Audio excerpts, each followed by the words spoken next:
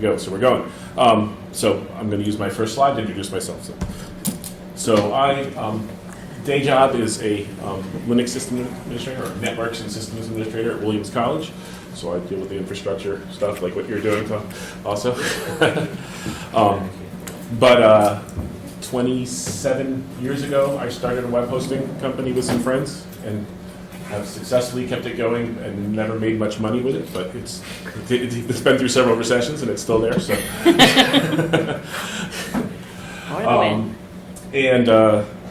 so that's all my contact info. So that's me in a quick summary there. What does Svaha mean? It is the time. Well, it's a Native American word, though I've never found what tribe. Language it belongs to. So it's supposedly a Native American word, though it's used other places.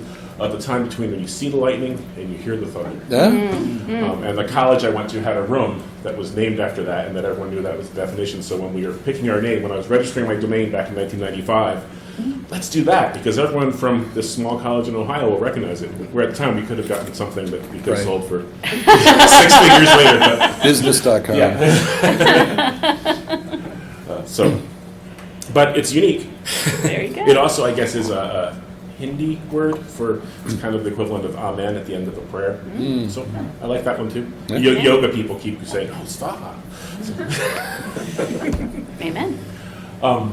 So I'm mentioning a number of commercial products in this, and I do not own stock in any of them or get affiliate links or profit in any way. So when I'm mentioning things, I have no vested interest in shuffling that. And then I was realizing I should put another disclaimer, is that I said I'm a system administrator, so most of the time it's pretty rare I even talk to someone during the day. It's even rarer that I talk face to face, with Zoom and everything. It's even rarer that I'm talking to a group of people, and it's even rarer that I'm presenting. So not my comfort zone, so apologies if I start going too fast. If I'm hard to understand, please let me know. I'll try to not let my anxiety accelerate things here. And also, so some of these things are tools that I learned 10, 15 years ago. They may be old news to a lot of you. Or there may be a better mousetrap out there that I'm just not aware of. So like I said, please let me know if hey, you presented about that, but did you know about this?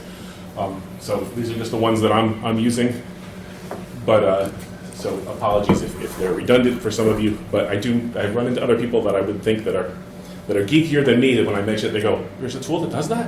So I'm hoping some of this will stick. It's kind of like a fire hose presentation, so you can fill your cup with whatever you can. So rewinding again, like 15, more than that, years ago, I had a bunch of DVDs that my kids like to watch. It's hard to keep track of. That one's in the upstairs DVD player, etc. And being a geek, I was like, there's got to be a way that we can share this stuff and play it. Play it, through using the computers as opposed to like carrying a laptop around and stuff like that. So I also had various different hard drives and different things, and wanted to have as opposed to the Mac in the basement being the server. There's got to be a better way to do a real server. So that's my motivation to present some of these things. The first tool I found was Handbrake, which is for ripping DVDs, which I know like people these days with DVDs, but if you're like me, you have a box of DVDs, and maybe some movies that aren't on Netflix or something, or maybe you have home videos that someone burned on a DVD way back when that you want to we should really digitize that before it wears out. I've found it can rip just about anything. It also is really good at taking if you've got an existing video file in some weird format and you want to convert it to something else, it's really good at doing that too. So I just did a quick screenshot there. I took a keynote from a couple of years ago with Ethan Zuckerman and just loaded in there. And, it automatically, you can pick all the different settings. I usually just go with the defaults. I kind of figure the defaults are probably pretty common and pretty good, and they've always worked for me. But if you want to get it to be as small as possible for something, you can play around with that, try to compress it. VLC is a video player tool. That's usually what I use it for. I can download a video file, just drop it on this little traffic cone icon in my dock, and it will play just about anything, audio or video. It also has this convert stream feature there, which most people when I'm talking to, when I mention that, they're like, "No, VLC just plays things." And I said, "No, you use it to convert. So that's why I'm mentioning it here, is because it's one of those tools that I use all the time, and I often, when I'm talking to people, like in the library at Williams College, and they're mentioning, oh, we've got this video file, but we can't convert it, and we'll use VLC. So, and so I'm mentioning that's what I use often. I host a radio show, a folk radio show, on a radio station back in Maine, and occasionally there's artists that will say, here's my YouTube video of my latest song. Well, I can't play the YouTube video on, because I need to get it to an MP3 format. So I just use VLC to drop the video in there, and then pick audio MP3 and say save the file, and rips the audio out of it in about 30 seconds, and done. So just a cool, neat trick if you ever need it. I have that, but I didn't know it did that. Yeah. Now I have all these files. Where do I put them? So this is where TrueNAS comes in, and this is the whole thing about, as opposed to using the Mac in the basement, what about getting a server in my house? So I found, originally it was called FreeNAS, and there are other things like this also out there.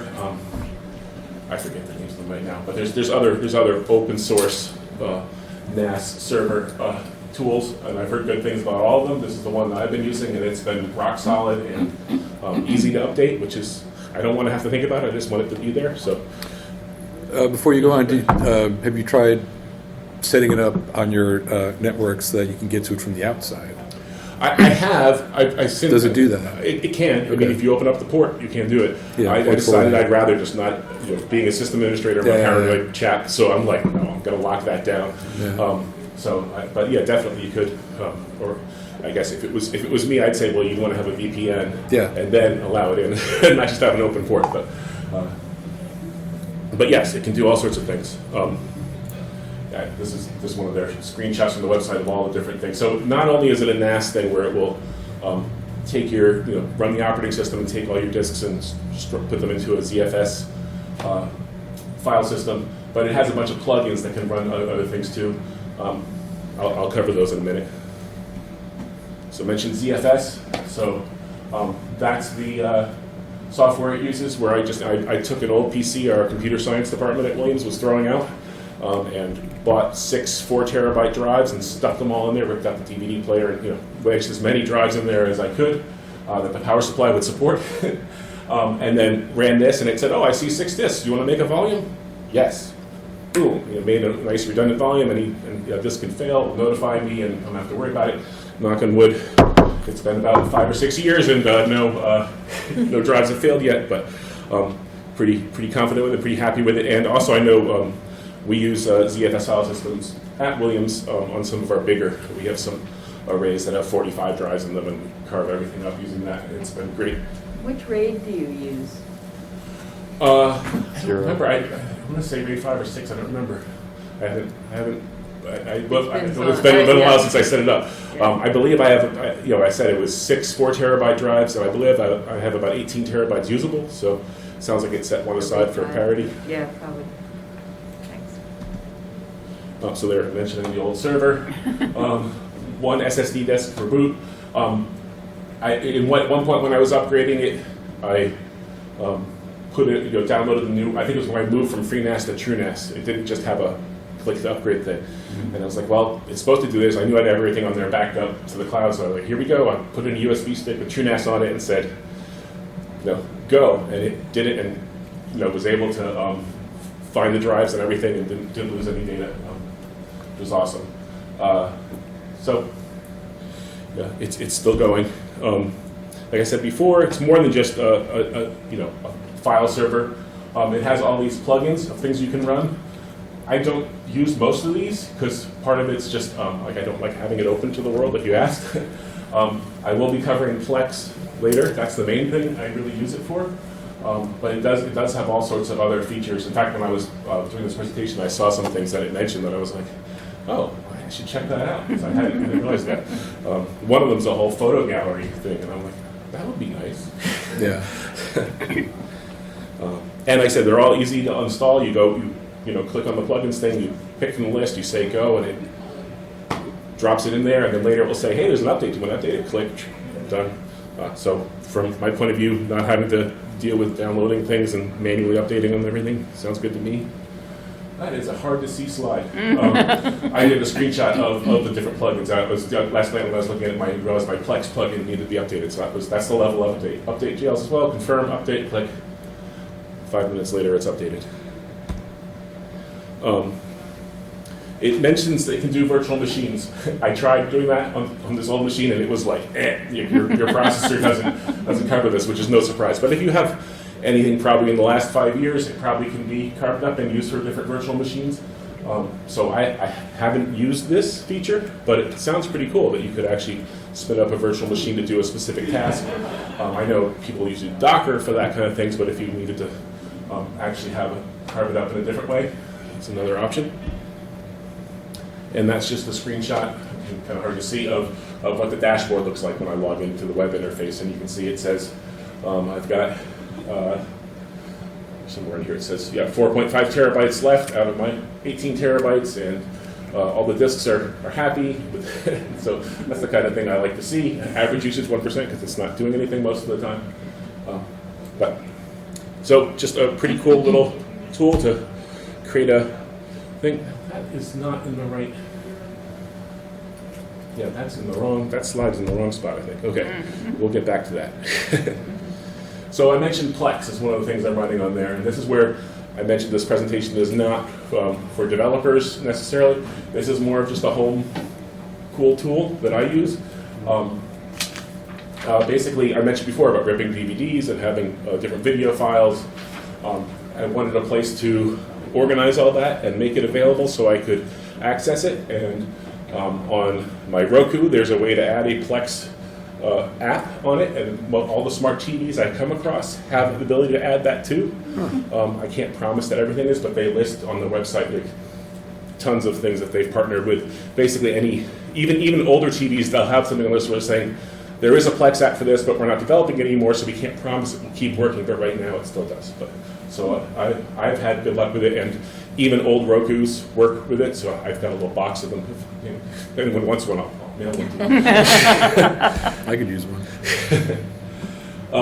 So this is off their website. That's why I put it in italics. It's their marketing speak on what it can do. But and also, if you go to Plex, it's plex.tv is the website. If you go there, they're going to talk all about all the streaming things they offer, because I think they're trying to get out of just being a home media server thing, that they're now becoming trying to be a whole streaming channel too. So good for them. I've barely ever used that part of it.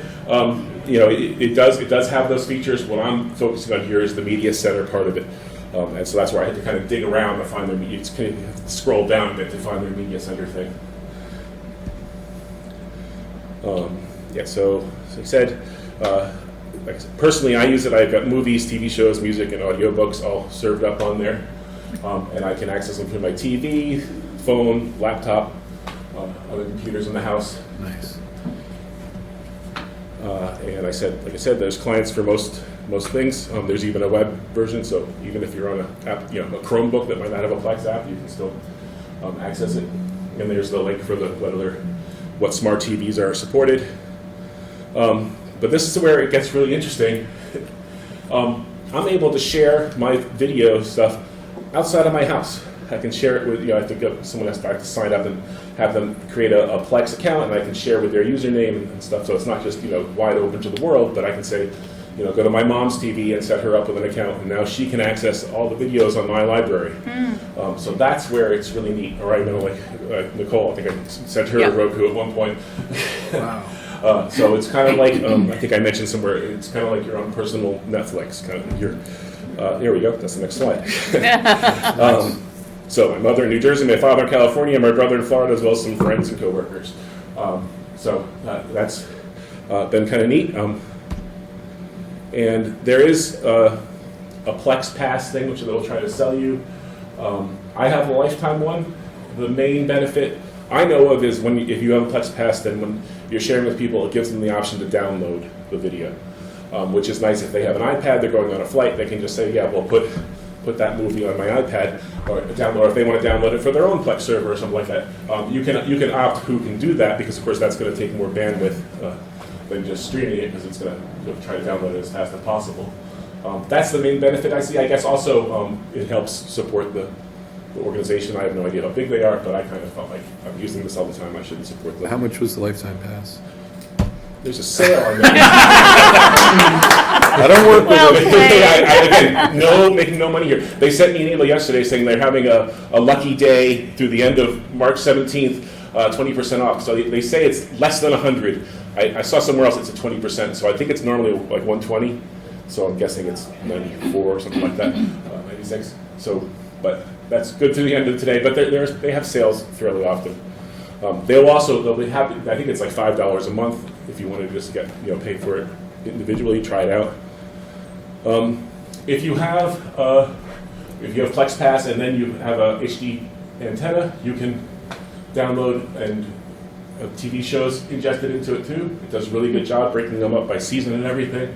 You can get TV shows in other ways, buying them from Amazon, Apple TV, etc. And regarding etc., I'm just going to quote a recent tweet from Weird Al when someone was asking about his new movie, and they said, "Can I watch it in Australia?" And he said, "Roku's working on it. Meantime, there's VPN, very probably no way to watch it legally. Be sure to have a torrent of other questions." So that's outside the scope of this presentation for legal reasons. Okay, now I've digitized all my media, and I have a file server and a Plex server shared with friends and family. It'd be nice to have it backed up to the cloud. How do I copy it there? So this is my favorite tool, and Cheryl, we've been over this when we were Matt working. has turned me on to this, and I love it. So this is where it gets back into the somewhat developer-y. It's kind of command line. So rclone, for those of you who are other developers might know the tool rsync, which lets you copy files between servers. rclones, I'm guessing there's a bunch of geeks out there. So wouldn't it be neat if rsync worked with cloud things? And that's where this came from. This is all their buzzwords, again, off their website. I'm not going to read it all, but basically it's like I said, they have over 40 different cloud things in there they keep adding, so when the newest cloud storage thing comes around, it pops up. They also, one of them is Amazon S3 compatible, which most new things are anyways. So, and it has some common things like local file server, Samba server, NFS server, so if you have access to one, you can connect up with those too. More of the features I'm not going to go over. These are things that got asked when we were doing it at the college. Well, is it secure? Does it do checksums? Yes, it's actually really awesome on that. Backup and encrypt files to cloud storage, download, mirror, et cetera, et cetera. Again, this is all just stuff right off their website. I'm not just wanted to put it in here for anyone's reviewing the slides later. It's thoroughly in there. I gave an example last night when I was looking at this. Was trying to set up an example, and I realized. So my dad runs this weird radio show called Wombats and Music. I set him up years ago because he was filling up my web server with all his recordings. I said, "Here, put them on Amazon S3. That'll be cheaper and easier. You can just drag them in there." So he's putting them all up there, but I realized I don't totally trust that he's not going to I deleted everything. So I thought, I'll put that on my Google, make a copy of my Google Drive. So you can see up there to rclone-v, V is verbose, so it tells me what it's doing because I like to know. Copy and Baya S3 is the setup I did where you just do rclone config, and it lets you pick from a list, and I picked, Amazon S3. I put in the key information, did all the defaults. It's now available, so now that's all I have to type for now on is just Baya S3 to reference that. That's his folder where he's putting his shows. M Nonstop is a Google Drive account I have set up previously. Same thing, just put it up there. Said Google Drive. I think it gives you a URL. You type in put in a browser, and you log into the appropriate account, and it gives you a code to put back in here. And I think about once a year the key needs to be reset. That's the only hand holding I need to do. And off it went. Started copying everything. I stopped it there. Probably ran for an hour or two. That's just a really cool tool if you need to move stuff around between different places. It's super handy. I have cron jobs on my server taking all the MySQL dumps and throwing them in the cloud every night at midnight just in case. Again. So that's the kind of thing I've used it for, but it's a great useful tool. And when I was searching around yesterday, I noticed it has a GUI. I never knew that before. So I just pulled that up here. I think that's where that other screenshot earlier, I said this is in the wrong place. That was the same thing, where it was showing me what was available there. So the Explorer, I was able to go in and look at the different directories in his Wombats and music thing. So you can actually go and browse and access it that way too, which I have barely used this, but it looks really cool, so that's nice. This one gets more obscure, and I'm realizing maybe kind of out of date now that people can live Zoom from their phones too, but I'm just going to cover it in case it ever comes up. If you have a friend who says they're volunteering for a radio station and they want to be able to stream audio, or there's some event where, wouldn't it be neat if we could have a person in the field streaming? This is a really cool tool. All it does is audio streaming. It's kind of it's not one of those apps that's trying to do a million things. I noticed it says audio and video here. I've never used it for video. I can't speak to that. All I've done is MP3 streams. I first encountered this. I said I host a radio show. So when I was in Maine, 15, maybe it was even 20 years ago when I started, they were, hey, there's this internet thing. Wouldn't it be neat if we could stream? So I took an old Mac and hooked up a radio tuner into the mic in, and was able to get it streaming. And they're still not they're not using the old Mac anymore, but it's still broadcasting that same way. And I have another friend who goes around setting up low power FM radio stations. And then there's like an all-in-one box that he can plug into their thing, and then we set it up to a dedicated. I think I mentioned on here somewhere about DigitalOcean server, $5 a month server, and that can handle. I forget what the number is, but it's way more than what those low power FM station is getting people to stream with. So pretty cheap, easy to do that. I mentioned the source could be an application. I usually have seen it done with a laptop. There are smartphone apps that do it too. And then there's the $5 a month DigitalOcean. I'm sure there's a ton of other things like DigitalOcean that can do something, just the low end thing. Because like I said, it's pretty simple. It's not doing a lot of heavy lifting. And I mentioned before, it was it's kind of a one-to-many thing. Like you're streaming one place, and then everyone goes to that place and can have multiple streams there. So it's not like all the listeners are coming off your phone or off your laptop. It's relaying it through a server that's got more bandwidth than wherever you are, probably. There's an unfortunately named free tool called Butt. I never knew. I was like, no, that's why it's called that. I broadcast using this tool. It's free. I've seen that used in different places. Just put it on a PC and it just runs. You just configure it once and chugs along. And then Audio Hijack is a commercial tool. $64 these days. I bought that years ago. I could do a whole presentation on that. It's really cool about having. The nice thing about that is you can have your mic and the iTunes player and like a Zoom session all feeding into one stream out. So you could be talking with someone else and have that all mixed in together. But just takes whatever your system audio is and relays that, or audio from a single app. Then I mentioned live use case. I've seen it used, for the radio station. They wanted to have someone we're at the festival, they can either call into the station, or we can just have it, they're live streaming and people can pop in direct. And then also I mentioned 15 years ago, Lake Hampshire, Antioch College had a lot of challenges, officially closed, and then the alumni rallied to buy it back. And in that process, there were all sorts of somewhat contentious board meetings and different things. And that's when I really started using IceCast a lot, because people were like, well, how can everyone listen in on that board meeting? Well, if someone's in there with a laptop or a phone, can be near a speaker, poof, it's on the air. Or conference calls. Okay, everyone in this conference call, by the way, you're streaming out to all the people who couldn't call in. You're on the air and it's being recorded. So it was a great tool at the time. Again, maybe not so useful these days that there's things that do that, but I just thought I'd mention it because it's kind of a neat trick to have in your bag there. Privacy.com, again, no affiliation here. It's a company. I've been using this. I thought it was longer, but I was checking my email. It looks like since 2015 was when I started. Basically, I forget how I heard about it, but and my kids think of it, they refer to it as like fake credit cards, which sounds worse than it is.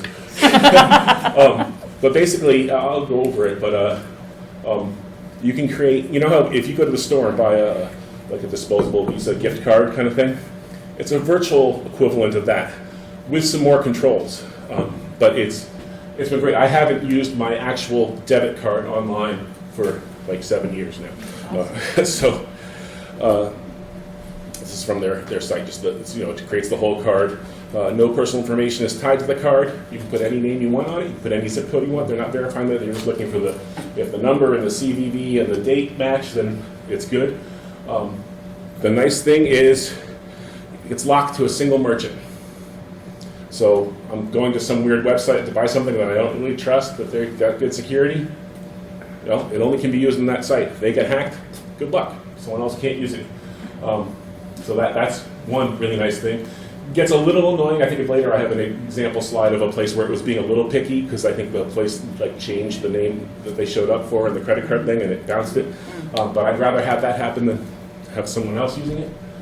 And then you can create one-time use burner cards where basically it's just, you can say it's only good for one purchase. After that, it's dead.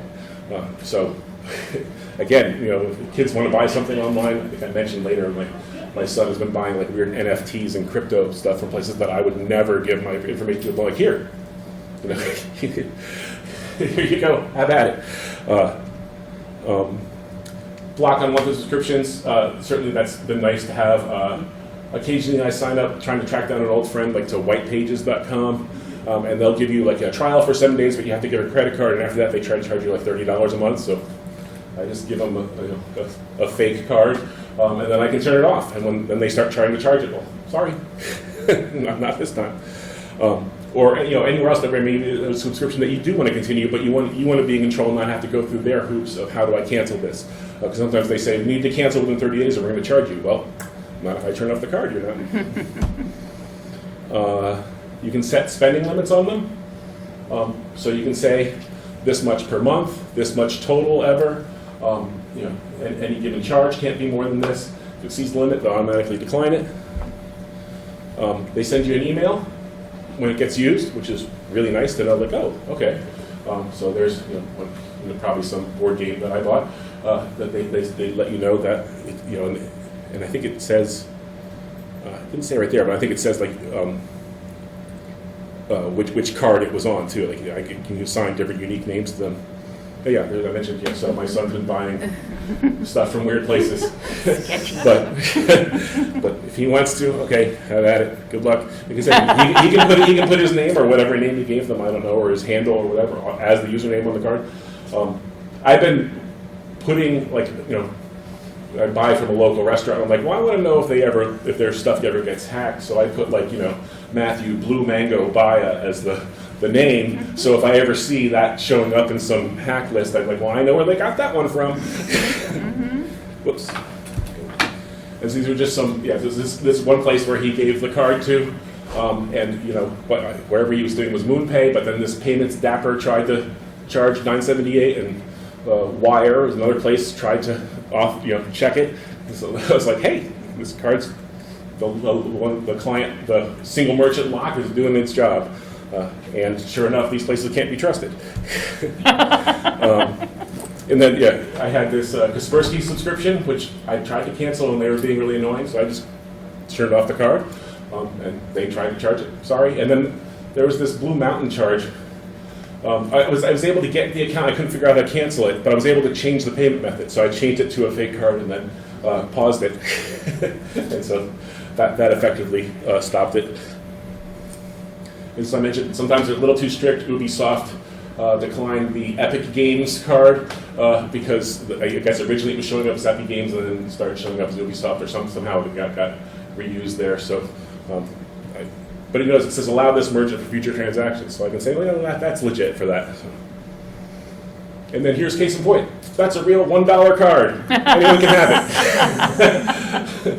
I'm not worried about it. You can't charge more than that $1. It's a single-use thing, so only one of you can use it.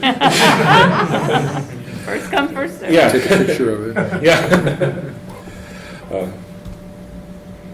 And then that's my summary of it is I don't understand why every bank and credit card company doesn't offer this service. I had a friend with a Discover card who said they offer something similar, but I don't think it's level of controls, but it's been super nice to have for any online purchases. It makes me sleep a lot better at night knowing that like my real bank card isn't out there. Does it cost money to use this? Nope, so it's like a credit card company, they're getting a percent off the top every transaction that goes through it. So that's how they're funded. They're just, they benefit from you using it, but it doesn't cost anything. And how much privacy do you have to give up to use it? Do you have to put your actual information You in have, privacy? in order to have it does work like a debit card, so you have to give your bank account. And I talking with other friends, they were like, "Oh, that sounds," especially when it was brand new. I said, "Well, you could always create a separate account, just put like $20 in there, and tie it to that one, and that way you don't have to worry about it being in your real account." Yep. I have had it tied to my real account for 6-7 years at this point, and have never had a problem. So, up to you how you want to use it, but you do have to verify that you're really you. How does it show up as a transaction in your bank? Is it Good question. I don't remember. I think it says privacy.com, and I think it puts the name of the merchant after that in the transaction thing. But also, I get the email, so I know it's been charged. Yeah. I was just curious. I think there was one time a year or two ago where my bank wanted me to verify. They were kind of like, "What is this?" And they wanted me to verify that it was really me. Yeah. I think it was just there were a number of charges all at once. They were like, "Whoa, what's going on?"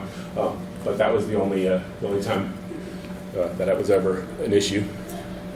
And I'm just about done burning through this. One honorable mention is another cool tool that I want to just add on the end. I use Google Workspace for lots of different things, and also volunteer for various nonprofits and work at a college. And so Yet Another Mail Merge is a tool. There are other ones like that called Mail Merge with Attachments is another Google plugin. And it lets you take a list of email addresses in a Google Sheet and do a bulk email where it sends each one individually, so the person on the other end sees it like it came from you to them directly. It's not the blind CC thing, so that helps avoid a lot of spam filters. It gives a little report of which one's sent. If you're going down a whole list, if they don't have various privacy restrictions on it, it does hide a little, I guess a single pixel thing or something where it will say this mail was opened. But I always point out that that's not super reliable because lots of people have that blocked from calling back home to mommy to let people know that their mail's been opened. But it does tell you that for some of them. But it's great for doing that kind of thing. If you got to, let's send an announcement out to all our donors. Okay, here's all their email addresses in a sheet. You create the bulk message and the drafts in your Gmail. You open up this thing and you say, yeah, use that draft off this list, go, and goes down and checks. So I found that super useful, and it's a great tool. That's my last slide, I believe. So that's it.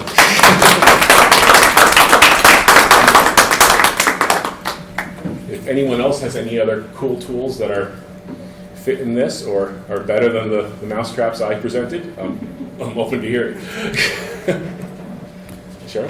I just wanted to thank you so much for putting this on, because I know that you turned me on to Arclone, and I have since distributed that knowledge widely to folks who need to have the same need. And this is just a great way to get all those skills out into the world in so many ways. So thank you for this so much. Yeah. I agree. Yeah, I like the video sharing thing that I actually, was it Plexi with the Plex. Roku? Plex, yeah. I think I'm going to do that. Yeah. It's Come back and watch the presentation, so I have to take notes. Okay. Well, we've got. I had another question. Okay, yeah. Privacy.com, can you send that sort of fake card internationally? Could an international person use that card, do I you would think occasionally there have been vendors where I've given one of those cards where it said, we don't accept, they say, Visa gift cards. It obviously shows up in their sensors as not a real card. Yeah. And so sometimes there's places that are smart enough to refuse that. It's pretty rare that I've come across that. So I'm guessing the same thing. If there's an international vendor that would take a Visa gift card for a payment, then they'd accept this. I mean, it does do the whole normal verification that credit cards do, where it says, is there really money there? Can they transfer? So they do get their money, so there's not a risk there. But I think sometimes places know that they don't want someone using a card that can be paused and turned off and things like that. Thank you. There is kind of like that privacy.com. If you have like a Capital One account, I think it is, they do that as well. You can get like a fake card almost like the same as privacy.com, and they take them international. Oh, that's Because I do cool. that one, because UMass 5, if you try to do like international Right. charges, they say, no, you can't do that. So I've started using that and it works pretty good. That's a great tip, thank you. Yeah. Yeah, I keep expecting privacy.com to get bought by some big credit card company because Yeah. it's so useful. Yeah. I have a couple of cool tools that I use that I could mention if folks are interested. They're more along the developer side of things. But one of them is called insomnia.rest, so it's for testing APIs, and it's very similar to like Postman, but it's open source, and I like the UI a little bit better. It's kind of neat. The other thing, I just this week also attended a bunch of AXCON sessions. If you're not familiar with AXCON and you're interested in web accessibility, it's a really great free virtual conference that just happened a couple days ago. You can still register if you want to watch some of the content. But DQ is the company that puts it on, and they developed the app's core dev tools, which you can use for accessibility testing, and you can also integrate that with your CI process for doing automated accessibility testing. And that's what they use on the back end of like Lighthouse and things like that. So it's come in really handy for a lot of the They accessibility. have a free extension in the browser that doesn't do it as much as the paid one, but it will check your page. Yeah, it's great. Yeah, it works. It's very similar to like the Wave, the WebAIM Wave toolbar. Yeah. But yeah, Lighthouse. Yeah. Sorry, the name one more time? AXCON is the conference, but it's Axe Core Dev Tools is the back end for all the And it's DEQUE is the company. DEQUE. Yeah. Yeah, they provide all kinds of accessibility services. But if you do use the free tools, I'm going to say that they are relentless about contacting you. That's true. So to give them an email account. Yeah, so you don't check, or put the filter on, so it goes to the right place, but yeah, they are Use an relentless. alias, yeah, got So it. use your email aliases. So Yeah. what was the insomnia one? What was that again? Insomnia.rest. Rest. It's for API testing. Yeah. I'll plug two pieces of software I use a lot. I'm a big fan of a browser called Vivaldi. Called what? I'm a big fan of a browser called Vivaldi. It is an offshoot of Opera, which I don't know if anyone cares about that. It's just a browser where they're like, hey, instead of just being a browser, what if you keep trying to like do neat things and change your experience? So like tab stacking was their first big thing that they did that other people didn't do. A cool thing they can do is you can embed, they call them web panels, but you can have a mobile version of a site that just slides out in like a little sidebar while you're viewing some other site. So I use that for like, we have a time tracking software on campus that I use, and I can just slide out the mobile version and switch my clock while still staying on whatever tab I'm on, or switching between tabs. It's sort of its own thing. It's cool for Pandora too, or whatever internet music thing you use. Just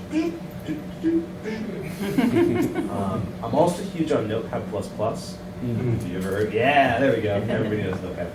If you don't, it's great. If you are like, if you use a computer and sometimes you just need to jot down some notes, it's phenomenal for that because you don't have to save your files. You can just pop open a new note, write some stuff, shut Notepad++, shut the computer down, turn it back on, open Notepad++, and it's like, oh yeah, I saved your stuff, it's fine. So that like, oh, I don't know what to call this, I'm gonna save it in some folder someplace, where did I put that? Oh, and you find it 10 years later, you're like, what the hell was that? It's like, no, they're kind of these great like little ephemeral notes that you have for as long as you need them, and then when you're done with them, you just close the tab and they're gone forever. Very, very nice for that. And it's got all kinds of plugins and gotchas so that you can, it's smart about, different file formats, and you can do lots of things with it. It's kind of like BB Edit for Windows. Right, so I mentioned Windows. A software that I don't know if it would apply to any of you, but it's, I do a ton of like bulk photo stuff because I do a lot of photography, and so it's called Aftershoot, and it will bulk cull all of your photos. And so if you're like taking family pictures and you've got like 30 versions of the same thing, if you have the paid version, it will automatically go through and be like, that one's blurry, flag it as a reject. Too many eyes closed, this is the best of the pick, here's all the duplicates. And it's non-destructive, so it will like label and color code all of them. If you don't want to pay for it, then it's the free version works similar to another software called Photo Mechanic, which is not free, which will like very quickly renders like previews of all the images. So you can click through really quick and we'll start to cluster grouping. So you can be like, here's the 8 that are the same, be like that one. And then, so it's when you have, like for me, like I'll upload like 80 gigs of photos in one go from like one wedding, and I can click through really fast, as opposed to waiting for it to render and load, and you're trying to see with like 30 people, being like, are their eyes open? Let me wait. That photo mechanic and after shoot are really super awesome if you have a disgusting amount of images. And they're releasing a automatic editor to get all your white balance and everything color corrected really fast. So hopefully they don't automate too much, because then I might be out of a job. Yeah. Combine that, it sounds like you need that RAID server. Oh God, yeah. Hard drives scattered everywhere. A friend of mine does podcasting, and he mentioned that Adobe Enhance is a free product. You upload an audio file that has background noise, and it'll clean it up and remove the background noise and give you just the audio that you want. I've just tried it with a few little things, but he swears by it. Is it really from Adobe, the Yeah. evil organization? Okay. Yeah. It's free? Yeah. It's really free? Only for a limited time Right. until they can Well, figure out yeah, how to sock you yeah. for it. Right, yeah. Okay, yeah, maybe until Tuesday. Well, we'll give you a taste. That's right. it. And then pull it away once everyone relies on it. Sorry, not my favorite company. I think I there's know. a bit of a privacy bent in this room, so if you're big on that, Turtle, Turtl, it's like a Google Keep kind of idea, but you can host it on your own little server. So I have one running on a Raspberry Pi in my house, and I forward the port for that one thing, and then I can use it on my computer, I can use it on my phone, I can use it on my friend's phone, whatever. It's just nice to have one fewer thing that Google owns. And then I use Google Keep with my wife because I can get her to do some tech stuff, but this is the limit.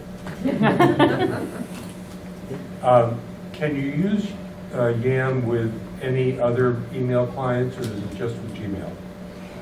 Just the Gmail, as far as I know. Okay. There's probably equivalent ideas for other things out there too. It is a commercial thing. I forget. I want to say it's $30 or 30 or 40 a year for up to 400 recipients per mailing. I think there's a next step up of 1,500. Williams College had been using it. We moved, or as of July 1st, we're moving to mail merge with attachments because the prices for this got to be too big for a whole campus subscription kind of thing. So, but mail merge with attachments does the same idea. So I'm sure there's stuff for other mail services too. Just MailChimp has changed their limits on their free account, and so I was looking for some alternatives to that, because we've got 1,000 subscribers and the limit is 500 and all of that. Yeah.